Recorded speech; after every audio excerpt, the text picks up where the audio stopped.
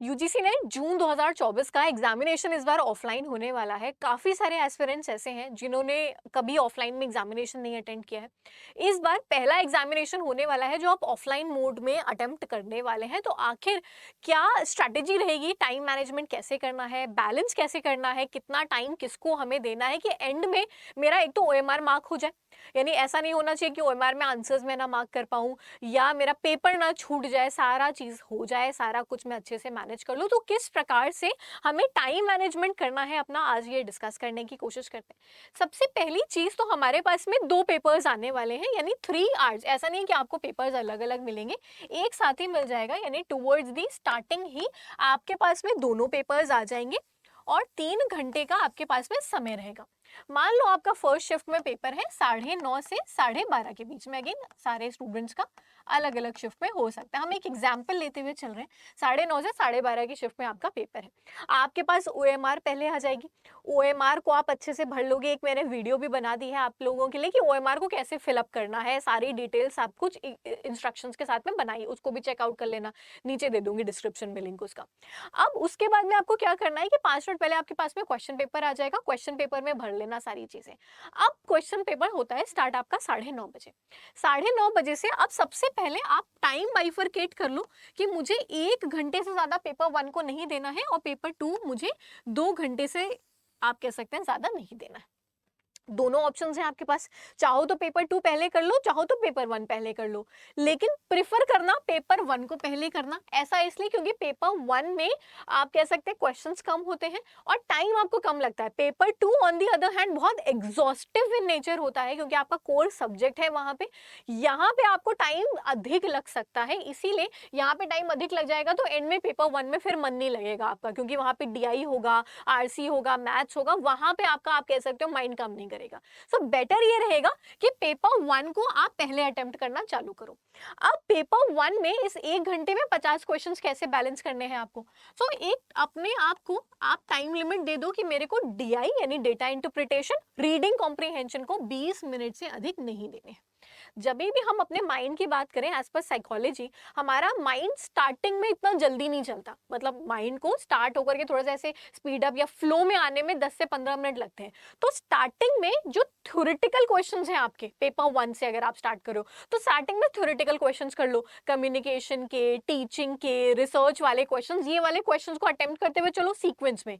DI और RC somewhere in the middle कर लेना अटेम्प्ट, यानी आपने 15-20 मिनट में ये वाले क्वेश्चंस कर लिए, फिर आपने डीआई, आरसी और मैथमेटिकल वाले जो क्वेश्चंस है उसको करने की आपने कोशिश कर ली।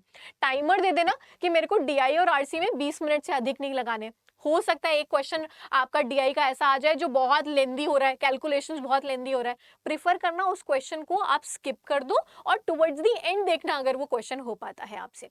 चाहे आपका रीजनिंग का क्वेश्चन आ रहा है या कुछ आ रहा है, हार्डली एक क्वेश्चन को आप 1 मिनट देने की कोशिश करेंगे। 1 मिनट में अगर आपको लगता है कि वो रीजनिंग आपसे क्रैक नहीं हो रही है या कुछ, तो उसको उस टाइम पे स्किप करना आपके लिए एक बेटर ऑप्शन रहेगा। कहीं एक क्वेश्चन के चक्कर में आप 4 क्वेश्चंस को ना स्किप कर दें। तो ये स्ट्रैटेजी बना के रखिएगा कि मुझे 1 घंटे में पेपर 1 खत्म करना है। पहले मैं स्टार्ट करूंगी अपने बेसिक क्वेश्चंस के साथ में। जैसे ही मेरा माइंड फ्लो में आएगा मैं डीआई, आरसी वाले, मैथमेटिकल वाले क्वेश्चंस को करूंगी, लेकिन उसमें मुझे एक क्वेश्चन को 1 से 1.5 मिनट से अधिक नहीं देना है, नो मैटर व्हाट हैपेंस। अगर वो मेरे से नहीं सॉल्व हो पा रहा है तो मैं उसको एंड के लिए छोड़ दूंगी, लेकिन उस टाइम पे आपको ये डिसीजन या आप ही को लेना पड़ेगा कि यार ये क्वेश्चन मेरे बस का नहीं है, ये क्वेश्चन मेरे से नहीं हो रहा है, ये मेरा टाइम खा रहा है क्वेश्चन, उसको आप स्किप करेंगे।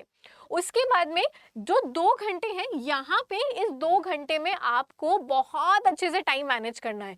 इस प्रकार से 2 घंटे में टाइम मैनेज करना है कि पेपर 2 में 2 रीडिंग कॉम्प्रिहेंशन आती हैं। ये 2 रीडिंग कॉम्प्रिहेंशन 20 से 25 मिनट का समय लेती हैं। 100 क्वेश्चंस हैं 2 घंटे में करने के लिए और ये वाले क्वेश्चंस कंपैरेटिवली लंबे होते हैं, बड़े क्वेश्चंस होते हैं पेपर 2 के अंदर। सो पेपर 2 में आपके पास में एंड में कम से कम पेपर 2 एंड होने के बाद में 15 मिनट का समय जो है वो बचना चाहिए। 15 मिनट का समय इसलिए क्योंकि आपने कुछ क्वेश्चंस यहाँ छोड़े होंगे, कुछ यहाँ पे होंगे जो आपको नहीं आ रहे होंगे। तो एंड में होता है ना कई बार कि हमारे माइंड काम करता है, हम उन क्वेश्चंस के ऊपर दोबारा से सोचते हैं, रीथिंक करते हैं इन क्वेश्चंस को हम, और इसको मार्क करने की कोशिश करते हैं। सो कुछ इस प्रकार से आप टाइम बैलेंस करते हुए चलेंगे। दूसरी बात आती है कि जब हम ओएमआर को फिल करते हैं तो बहुत सारे बच्चे क्या करते हैं कि सारे क्वेश्चंस को सबसे पहले तो हम क्वेश्चन पेपर में मार्क करते हुए चलते हैं और एंड में सोचते हैं ओएमआर में मार्क करना। उससे कई बार लास्ट में, क्योंकि आप पैनिक के सिचुएशन में रहते हो ना, इधर का उधर मार्क कर देते हो। ये मत करना, साथ साथ मार्क करते हुए चलना। आपको लग रहा है हर एक क्वेश्चन के बाद यार दिक्कत हो रही है मार्क करने में, तो आप ऐसा कर सकते हो कि 10-10 क्वेश्चंस को करके 10-10 क्वेश्चंस मार्क करते हुए चलो, बेहतर लेकिन ये रहेगा कि आप साथ साथ मार्क करते हुए चल रहे हो, ताकि अगर एक क्वेश्चन आपने गलत ओएमआर में मार्क कर दिया, जो कि बहुत ध्यान से करना कि गलत नहीं मार्क होना चाहिए, अगर मान लो एक क्वेश्चन मार्क कर दिया तो सिर्फ एक ही क्वेश्चन गलत मार्क करोगे।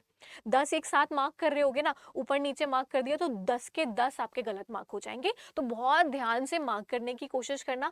पेपर 1 फिर पेपर 2 के ऊपर जाना। पेपर 1 1 घंटे से ज्यादा कतई नहीं देना है। 5 मिनट एक्स्ट्रा हो गए ठीक है, चलेगा, बफर टाइम, लेकिन इससे ज्यादा नहीं देना है। DIRC 20 मिनट्स मैक्स है टाइमर लगा के जो आपको देना है, इससे ज्यादा नहीं देना है DIRC को आपको।